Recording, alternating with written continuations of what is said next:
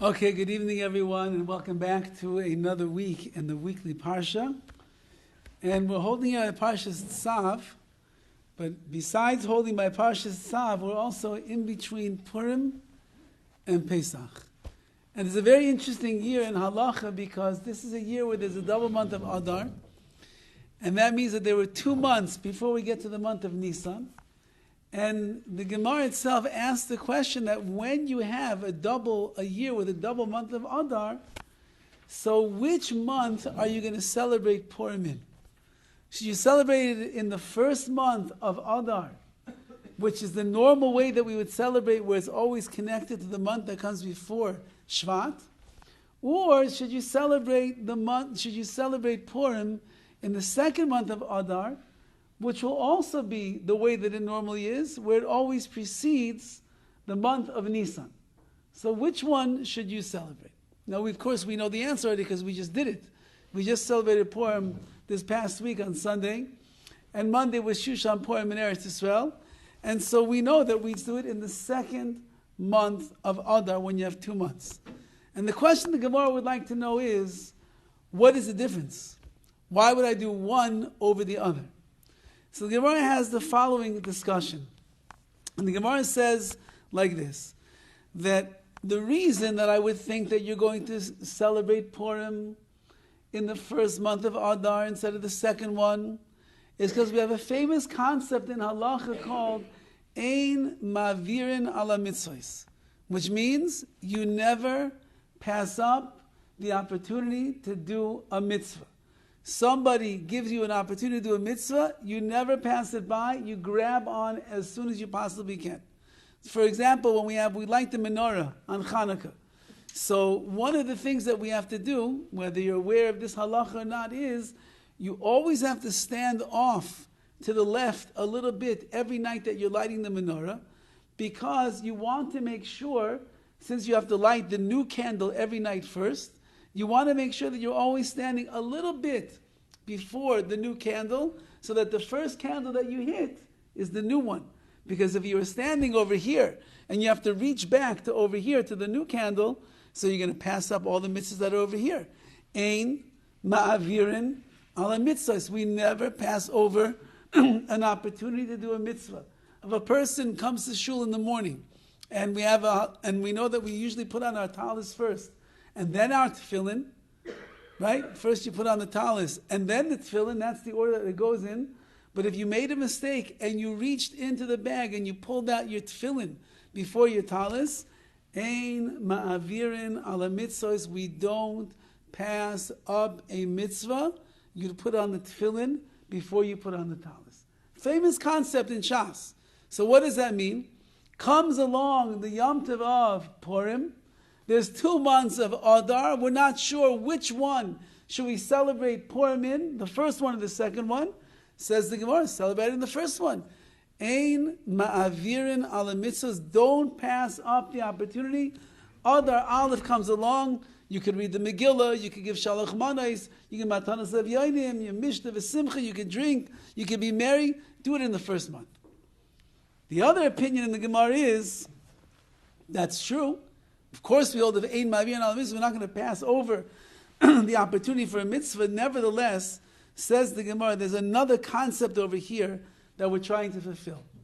What would be the reason that you would pass over the mitzvahs of the first one and then not celebrate Purim until you get to the second month of Adar? Says the Gemara, because Ma kol hashana. Because the Gemara says over the following. Amar Rabbi Tavi, time of the Rabbi Shimon Gamliel. What's the reason that we do Adar next to Nisan? Which means I would celebrate Purim in the second month of Adar, because Mismach Geulah leGeulah Adif. To connect the Geulah, the redemption of Purim, with the redemption of Pesach together, that is Adif, that is better than not passing over the mitzvahs. And that we know is the halacha. The halacha is that we are going to celebrate, we just did celebrate Purim in the second month of Adar, so that it will be connected to the month of Nisan, because the Geulah, the redemption of Purim, and the redemption that we're going to come to soon of Pesach, of Yetzias Mitzrayim, they should be mismach, they should be connected to each other, right next to each other, and that is adif, that's even better than not passing over a mitzvah. Even though that in every other place, kimat every other place, in all of Shas, in all of Shulchan Aruch, the halacha always is, you never pass up the opportunity to do a mitzvah. If it comes to your hand, do it right now. If another one gets in the way, you do the one that came to you right now. Never pass it up. But here we have a special halacha. And the halacha is that the power of two geulahs, of two redemptions coming one after the other, is so great, it's adif, it's better, that you should pass up the mitzvah in the first month of Adar to connect these two things together. So that means that Geulah, redemption, is something that the Gemara understands, is something that is very powerful.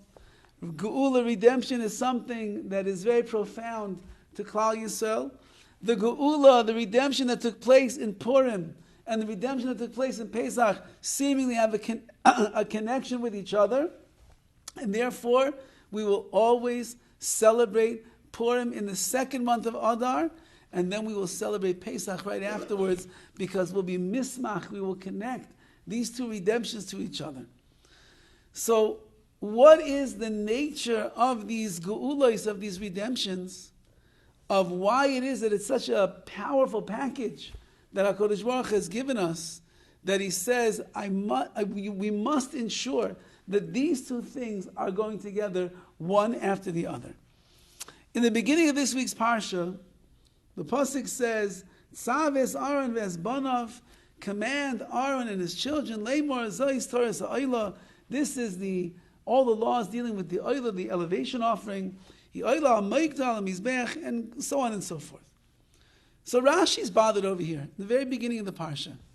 And he's bothered, we never see HaKadosh Baruch Hu speak in such a way, where he says the language of TZAV, where he says, TZAV es Aaron, command Aaron.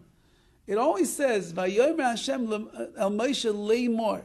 Hashem says to Moshe, he says, Omar, Lahagid, he says different things of language that he's saying, you should just do these things. Why, when it comes to all these karbanos over here, suddenly HaKadosh Baruch Hu tells him in a language of tzivui, of some kind of a command that he has to do? Again, the question is that in Kol HaTorah Kula, in all of the Torah, we don't see that HaKadosh Baruch Hu gives over the mitzvahs in such a form of tzivui, of command. He always says, Leimor, he says, and he says, and he gives, and he gives. Says Rashi, Ein Sof El Eloshin Zeros. Says Rashi, the language of tzav, the language of tzivui, tzav, is a language of zerizos, of zeros, of doing things quickly, miyad uledoris, immediately, and for all generations. Says HaKadosh Baruch Hu, when it's going to come to the karbanos, there's a lot of effort that goes into the karbanos. A lot of work that will go into the sacrifices. A lot of time, a lot of energy, a lot of money, a lot of skill, a lot of detail, a lot of getting your hands filthy dirty with the blood that it's all over the place. The kishkas of the animal are coming out, burning this on the mizbech. This one goes to the kohanim. This goes to the bailim, the owners. There's so much that's going on. It's such a daunting task.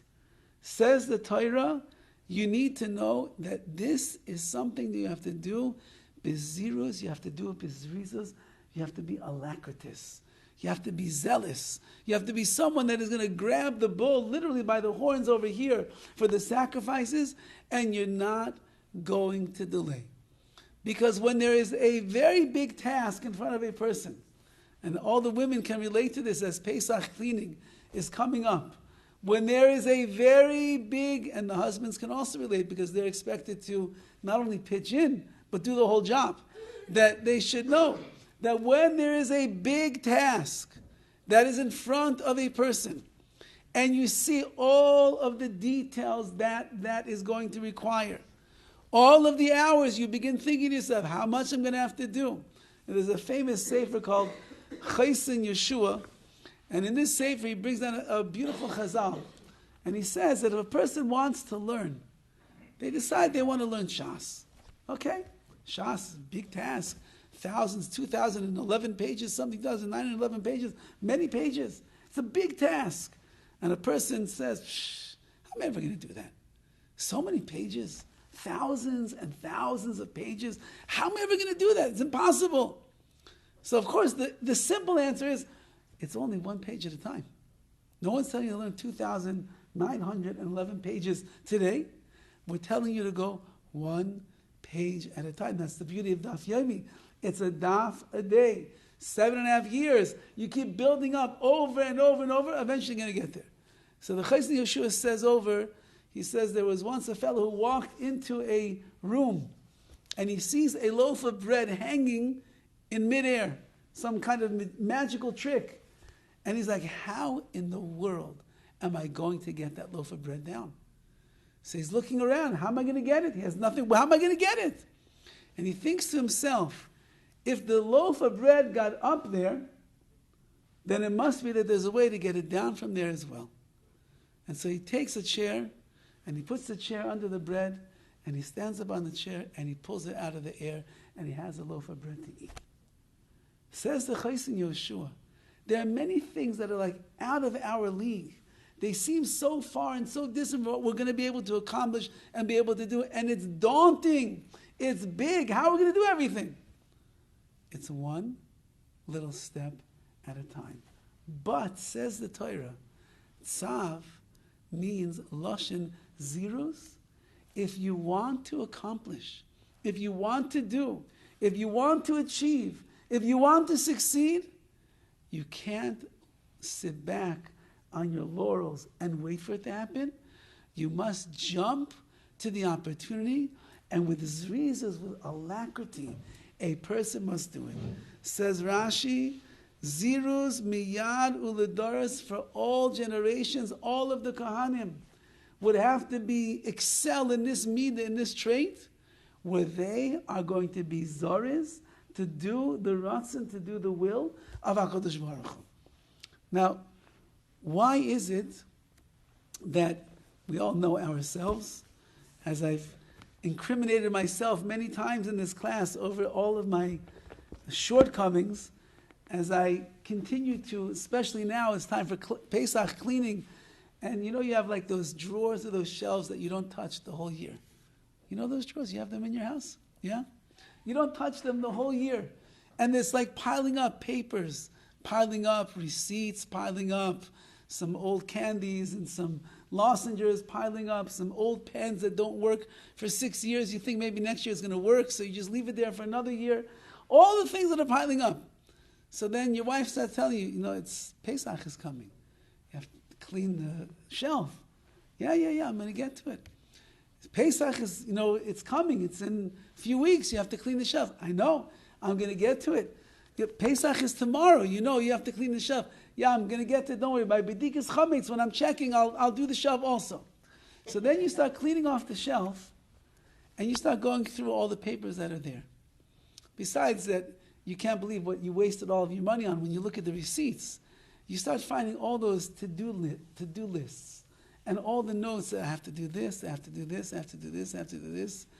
It's 1 year after Pesach, it's 2 years after Pesach, however long the notes have been there, and we still have not completed maybe even 1 or 10% of what's on that list.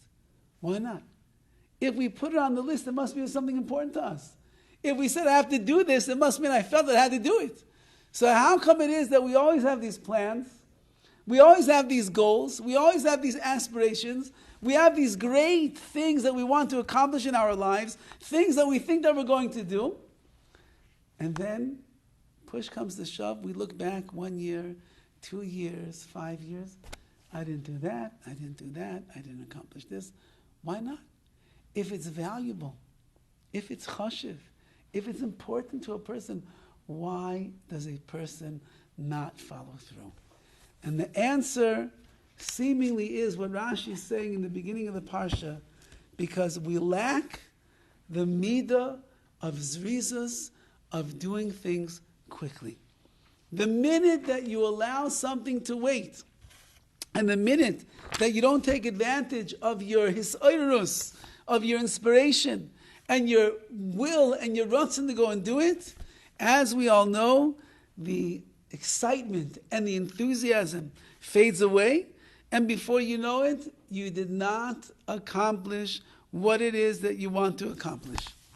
How many times did we watch the Rocky movies and tell ourselves we're going to wake up in the morning and we're going to go jogging?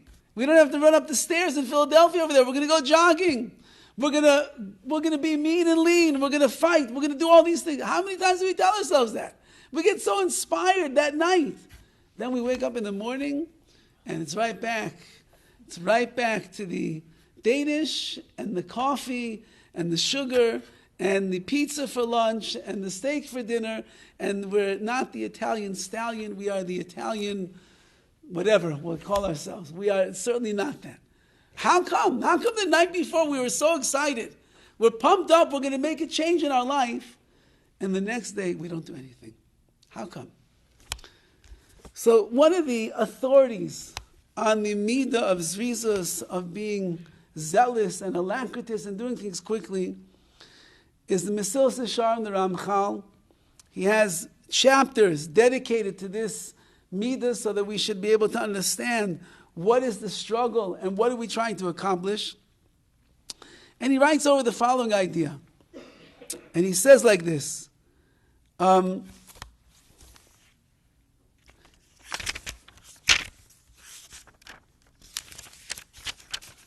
was so quick to get to the right page, I turned to the wrong page. Hold on one second. Yeah, he writes like this. He says, a person needs pichos gadol ve'ashkafa. He needs a very incisive mind and a very clear outlook. Lechais b'mitzvahs, to grab on to the mitzvah opportunities in front of him. V'liskais b'hem, and to be zeichet to merit to do them. V'lo yisayvadna mimenu, and not to allow them to slip through his fingers and lose the opportunities. Rather, a person must make sure that he grabs hold. V'im yisrap v'yisatzel, because if a person weakens his grip, and they are yisatzel, and they are lazy about these things, v'lo yischazek lirdoi v'achareim v'lismoich b'am, he doesn't strengthen himself constantly to run after them and grab hold of them. Yishayer nor v'reik mehem bevadai, a person will certainly remain empty from them, from the mitzvahs, from the opportunities that HaKadosh Baruch Hu has given us. We live in a world of opportunity. We live in a world where HaKadosh Baruch Hu has given us hundreds, if not thousands, of mitzvahs that come our way every single day. Chesed and tzedakah and learning and davening and making minyanim and the whole plethora, getting ready for Pesach. And the night of the Seder, there's like 83 mitzvahs the Vilna Gaon says what a person can accomplish. There's so much that we could do. And yet, says the Mesilas Yesharim, we've got this thing that gets in the way, and it's called atzlus. It's called our laziness. And when laziness gets in the way, instead of taking advantage of what is in front of us, it slips through our fingers and we lose the opportunity. We lose the schus. We lose the time that we're able to fulfill these great mitzvahs. So says the Ramchal a little bit further the following idea. And he says like this. He says, we see with our own eyes. Kama v'kama pa'amim, many times. Now this is the Ramchal talking. That means the Ramchal struggled with this midah the same way that we did. Because why? How do we know? Because he says in the beginning of the Sefer, I'm not writing this for anybody else but myself. I'm writing the Sefer to be mechazik myself in Avodas Hashem. You want to learn it? You want to learn it together with me? Says the Ramchal. Please, I'm probably not going to teach you anything you don't know yourself, because you probably know it all already. So that means the Ramchal saying like this: We see with our eyes, kama v'kama pa'amim, many times. Shekvar liba shel ha'adam yodei chayvasai. The heart of a man already understands what his obligation is. V'nis ameis etzloi, and it's clear to him. Masheroi loi la'atzalas nafshay. What he needs to do to elevate and rescue his soul. Umashechoiva olav mitzad boiroi, and what his obligation is to him, to HaKadosh Baruch Hu. Says the Ramchal, before I tell you what we've seen, let me just give you the backdrop. We all know very clearly there have been thousands of times in our life where we know what HaKadosh Baruch Hu wants us to do. It's clear as day. We know what we need to do. We know which direction we have to move in. We know the mitzvahs that we have to take upon ourselves. We know it. It's clear as could be. And we are inspired, and our eyes are open wide, and our hearts are singing the songs of HaKadosh Baruch Hu. We're well aware.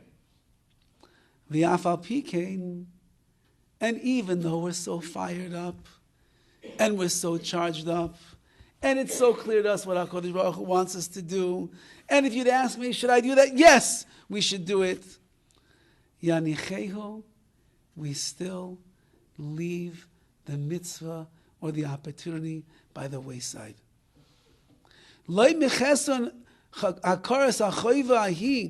It's not because we don't recognize what we're supposed to do. There's no other reason. I can't even explain it, says the Ramchal. You'll ask the person, why didn't you do it? Why didn't you do that? I don't know. I thought I would. I understood I should. It's simple. Of course I should do. So why didn't you do it? Says the Ramchal, there's no other reason. Ella, the only reason is the following. The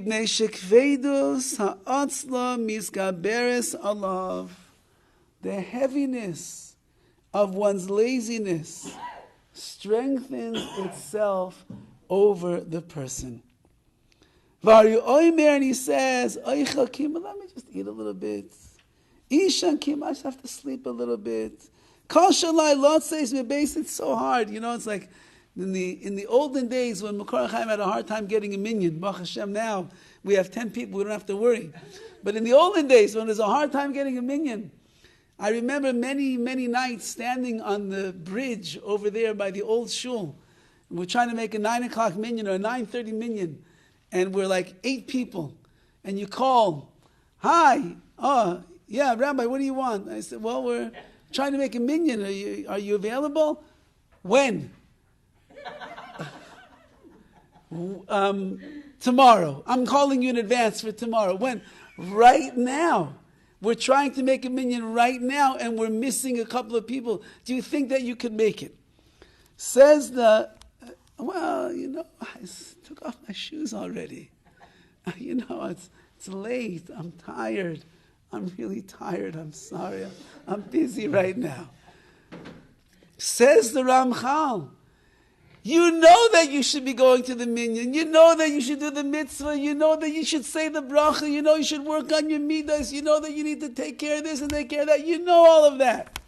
So what's getting in the way? What's stopping you? You want to do the right thing. Every Yid wants to do the right thing. You won't find a single Jew in the whole world who doesn't want to do the right thing. They always want to do the right thing. So why aren't we doing the right thing all day long? Because the atzlos, the heaviness of our body, the heaviness of our spirit, the heaviness, it's misgaberes. It gets the better of us, and it holds us back from doing what we are really supposed to be doing. Says the HaKadosh Baruch Hu to Aaron HaKohen and his children for all generations, Korbanos is kiruv, is the way we get close to Hashem. Korbanos has lots of details that are involved, and you might get disparaged. You might be daunted. It might be too intense. You might not think that you could do it. I'm going to give you an Eitz HaTov. I'll give you a good piece of advice. If you start off with the zrizas, you start off immediately. Don't look at all the things you're going to have to do immediately. I remember when I was a kid, one of my great jobs in the house was that we had a little side in our backyard, and the trash cans were kept there, and there was a big tree that grew over the trash cans, and the leaves would always fall in that area. And one of my duties as a dutiful son was, once every few months, I had to go and clean up all the leaves by the trash cans. Now, I am by nature a very lazy person. So when you walk out to the backyard and you see leaves piled up this high, so then the first thought in your mind is, there's no way that I'm going to do that. There's no way. It's going to take me hours and hours and hours. So I would decide I'm not going to do it until my father would tell me I am going to do it. And then you have to start. It's one leaf at a time, one rakeful at a time, one handful at a time. And before you know it, by the end of the day, it takes hours, but it's done. It gets accomplished. The job gets finished. Says HaKadosh Baruch Hu, you want to finish the job? You got to start the job. And the way that you start the job is bizrizos. You got to do it right away. And you got to start. Will you run into hurdles along the way? Will you stumble? Will you have a setback? Of course, that's what life is all about. But you got to keep going in the pathways of zrizus, because if you do that, then the laziness will not be miskaberes, it will not overcome you, and then you will be able to fulfill the mission and the task that HaKadosh Baruch Hu placed in front of you. And this perhaps is part of the Geulah of Purim that we just celebrated.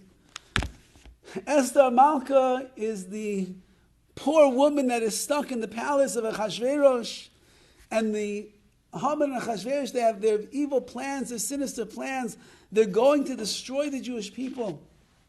And Mordechai comes to Esther and he says, you got to go and save Klal Yisrael. She said, I don't know. I can't go to the king when unannounced and when I'm not invited. How can I do such a thing? Something else? I don't know what I could do.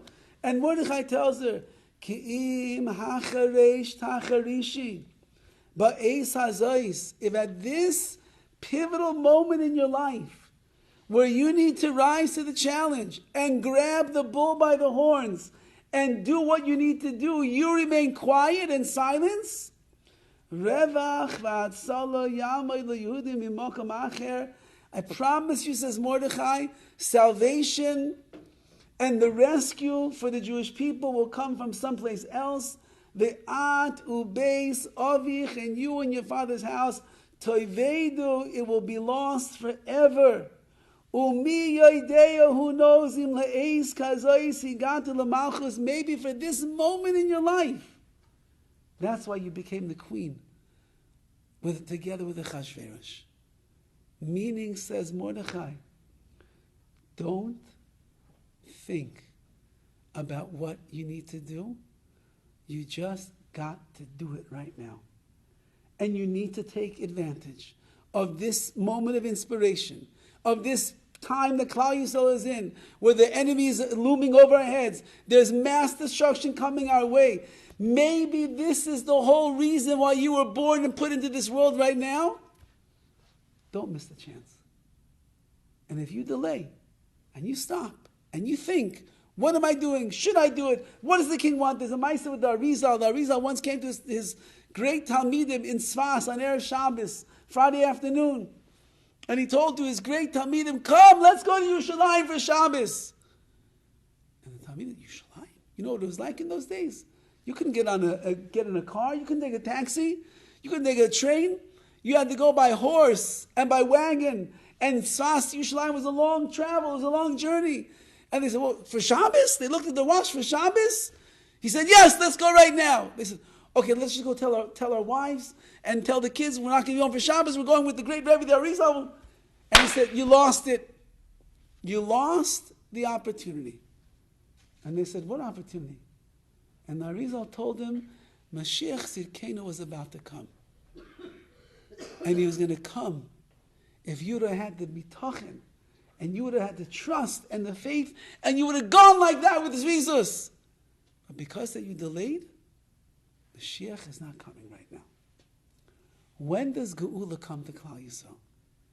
Geulah comes When a person rises to the challenge that is there in front of them, and they don't delay, they don't let the atzlus, the laziness, the inertia overcome them. They jump in, they grab the opportunity, and then the Geulah comes, as we know. Because of Esther and Malka doing this, she realized that this pivotal moment in her life is what she's here for. She went right away. She fasted, or the women fasted, the men fasted, the children fasted. She went to Achashverosh. And the whole story, like the Megillah says, Nahaftachu, everything turns around. From 1 minute we're about to be destroyed, exterminated, wiped out from the world.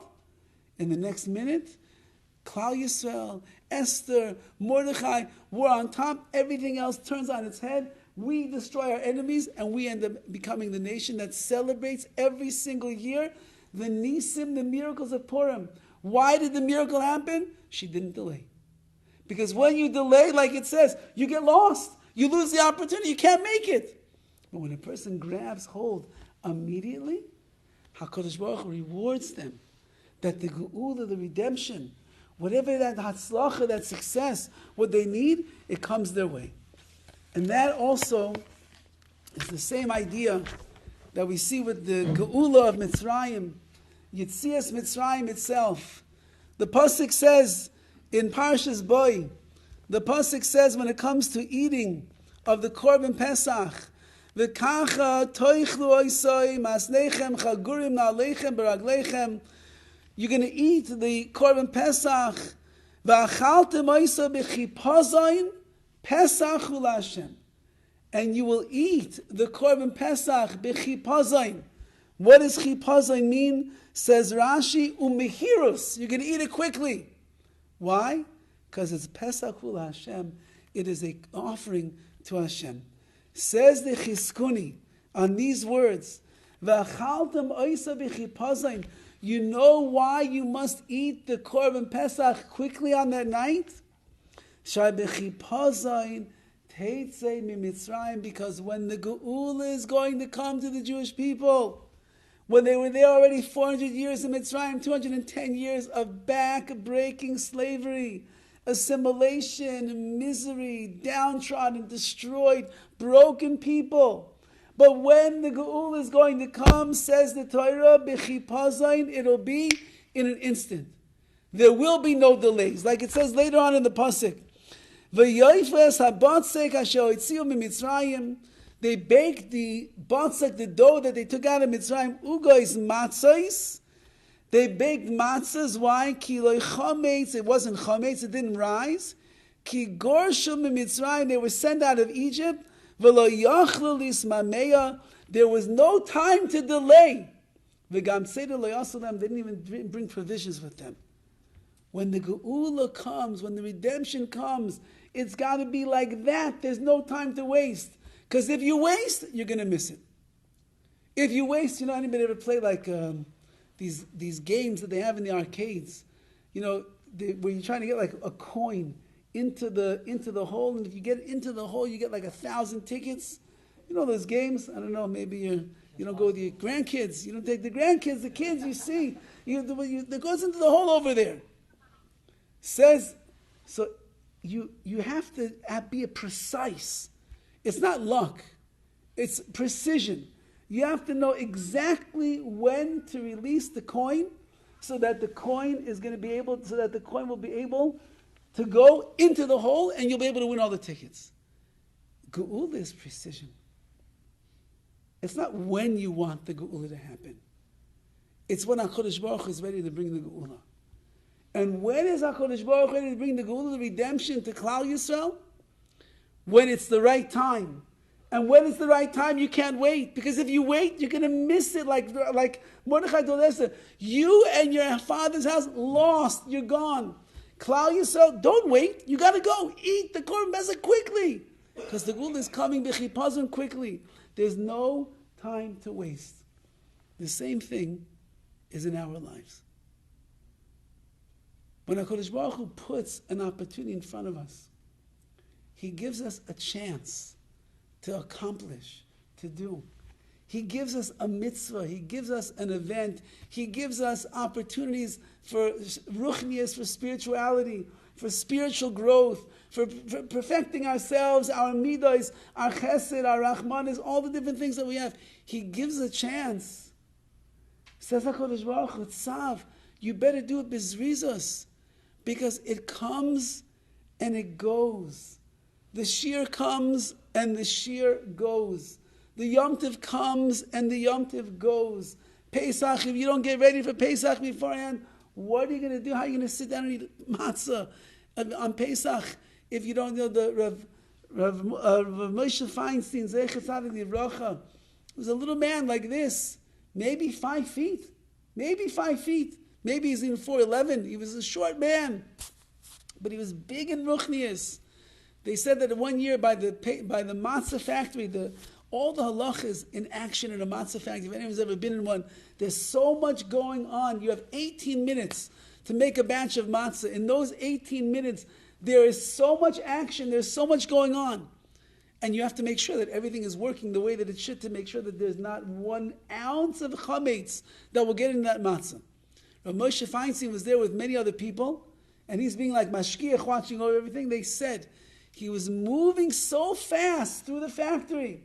He was here, he was there, he was here, he was there, he was everywhere that he was, in order to make sure that the matzah that he's going to eat on the night of the Seder is going to be 100% mahadrin, min mahadrin, the highest level in the standards.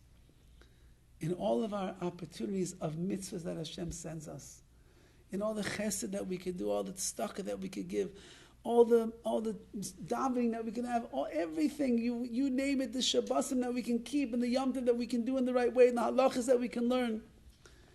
If you grab on, you'll get it. You're not going to get it all at one shot. Nobody gets it all at one shot. But day after day after day after day after day, a person will be zeicher to be able to build up a bigger arsenal, a bigger foundation, more and more and more of the mitzvahs they're going to master themselves. But, like the Ramchal writes, don't let the atzlus be miskaberes. Don't let the laziness get too strong, because once that it does, you become like incapacitated. We're like spiritually handicapped. We can't move forward. And therefore, says HaKadosh Baruch Hu to Aaron HaKohen and all of his generations, you must make sure that when you come into the Beis HaMikdash and you're going to begin the Korbanos, don't look at all that you have to do, just look at the first thing right away. And if you look at the first thing, you'll get to the second, and from the second you get to the third, and the third to the fourth, and eventually you're going to do the entire thing. And that's what HaKadosh Baruch Hu wants from each and every one of us, especially now during this time of the year where there really is a lot to do. There's a lot of running around, there's a lot of cleaning, there's a lot of cooking, there's a lot of errands that we have to run, there's a lot of schlepping back and forth to the airports and everything like this. Don't be a complainer. Don't sit down on the couch. Don't be a couch potato. We just got to keep doing and doing and doing and doing, because if we do, we will accomplish, and that will be Geulah, that will be redemption for ourselves as well. I want to leave you off with a Maisa that goes back quite some time ago. It's back to the days of the Steipler going. The Steipler was the father of Rav Chaim Kanievsky. And it was a Motzi Yom Kippur. It was right after Yom Kippur was over. And there was a Yid from America. In America, he was a yeshiva bacher at the time, I believe. His name was Zalman Friedman. And he celebrated Yom Kippur in Bnei Brak that year, where the Steipler lived. And he wanted to go to the Steipler. He was leaving the following morning to go back to America. The Steipler has a beautiful set of songs called Kehilas Yaakov, and the only place that you could buy them in those days was from the Steipler himself. He didn't sell them to everybody. You had to come and show him that you're going to buy the sefer, you're going to use the sefer, you're not going to just keep it on the shelf and it's going to get dust. He wanted to know that there was someone that's going to buy a sefer and use it, and therefore you had to go to the Steipler's house to buy it. So the young bacher over here, Zalman Friedman, comes to the Steipler's home. It's an hour and a half after Yom Kippur is over.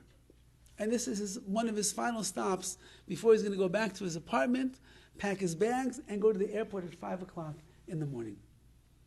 He comes to the Steipler, Stipler is sitting at his desk, still wearing his kittel from Yom Kippur, still wearing his Yom Tov clothing, and he's sitting at his desk. In those days, towards the end of the Stipler's life, his hearing was very poor, so you couldn't talk to him. You had to write what you wanted on a piece of paper, on a note. Fine. So Zalman Friedman writes down on this piece of paper, I'm a bacher from America. I'm going back to America tomorrow. I came to the Stipler to buy a set of his Svarim. So the Stipler picks up the note. He reads the note. And he says to the boy, I'm very sorry. I'm still dressed in my big day Shabbos, in my Shabbos clothes. I made a Kabbalah. I took upon myself that I will never sell any of my Svarim while I'm still wearing my Shabbos clothes, lest I come to put money into my pocket by mistake, and the following Shabbos I might end up carrying money in my pocket. So I don't sell any of my Svarim when I'm wearing my Shabbos clothes. Okay. So the boy takes a piece of paper and pen, and he writes, I understand, and I respect the Rebbe's Kabbalah, what he has upon himself, but I'm leaving tomorrow morning, and if I don't buy this farm right now, I won't be able to get them. So the Stipler reads the note, not very impressed by the argument over here, and he says, I told you, he said, I have a Kabbalah, which means I accept it upon myself. I never sell my Svarim while I'm wearing my Shabbos clothes because I don't want to, by mistake, put money into my pockets. So now the boy gets a little bit more clever.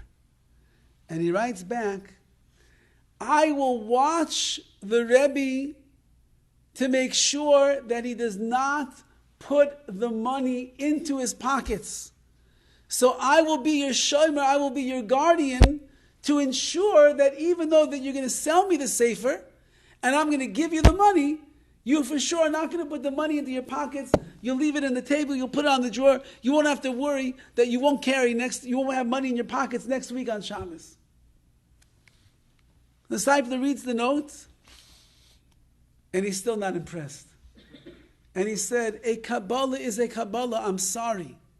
He said, I cannot sell you a sefer while I'm still wearing my Shabbos clothes. So in desperation, the boy writes back, I promise, I will watch the Rebbe like a hawk. I'm leaving tomorrow at 5 o'clock in the morning. If I can't buy the Svarim now, I will not be able to buy the Svarim. Please, let me buy the Svarim, and I will make sure that you don't have the money in your clothing. So the disciple reads it, the note, and he looks at the note, he looks at this young man, he looks at the note again, he looks at the young man, and he says, wait for a minute, please. And he goes out of the room. And Zalman Friedman is left standing in the private study of the Stipler. 1 minute, 2 minutes, 5 minutes goes by, 10 minutes goes by. He said, did I misunderstand what the Stipler said? Did he say, like, goodbye and leave, and I should walk out right now because I'm bothering him? 15 minutes, 18 minutes. So this boy's thinking, maybe I should leave. Maybe the Stipler left. After 20 minutes, the Stipler walks back into the room. And he's no longer wearing his Shabbos clothing. He's now wearing his weekday clothes. And he says to the young man, okay, now I'm ready to sell you my Svarim. And with that, he sold the Svarim. And this young man, his last purchase in Eretz Yisrael were the books of the Stipler. And he took them back with him to America. He ended up going to Lakewood, and this young man became a Baruch Hashem, a well-known and respected Talmid Chacham in Lakewood. The Stipler easily, he was an old man at the time. If he can't hear, he's an old man at the time.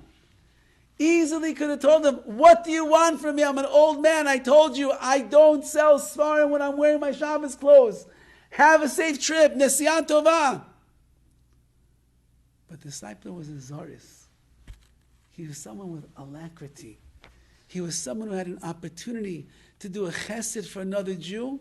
This Jew wanted to buy his svarim, and the only way that he'll be able to buy it is if I go and I change my clothes. I am an old man. I fasted all day long on Yom Kippur. Who knows whether you break his fast on probably a cup of tea and a little piece of cake. And I'm exhausted, and I'm worn out, and I'm old, and it takes a long time to take off the pants and put on the pants and change the shirt. But an opportunity comes my way. I'm not going to pass it up. I'm not going to say no. And that's the midah of zrizos that everybody has to work on. Because since that the nature, like the Ramchal writes, the nature of a person is to battle with his atzlus, with his laziness all of the time. He writes over there, because we're made from adama, from dirt, and nobody ever saw dirt jump up off the ground and go and do something. Dirt just stays there naturally. Adam, man, just stays there naturally in his place. But if we use the TZAV, and we use the zrizos, and we mechazek ourselves, so then we will fulfill the dictum of Chazal, that the reason that we have Purim celebrated in the second month of Adar instead of the first one, you can be mavir in all the mitzvahs, you'll pass over the mitzvahs.